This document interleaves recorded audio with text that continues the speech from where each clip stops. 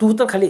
तो नाही मरत तेवढ्यामध्ये गाडी सुरून गेली. प्रवीण बोलला अरे बापरे या पावसामुळे ना याने याच्याशी बोलण्यात आपला वेळ गेला, आपण उतरून तरी गेलो असतो. मग प्रवीण भाऊ आला पुढे येऊन बसला बस.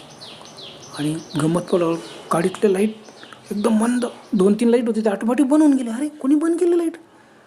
गाडी तर आपणही ना आहे पागल आहे. बस मग पागलला काय तो मस्त नाचायला लागला, पुढे गेला पुढं. आणि एकदम प्रवीण भाऊ घाबरला. तो नाचताना डायरेक्ट वरच्या छतावर उंच असं उघडाला आणि छताला धरून डान्स करायला लागला.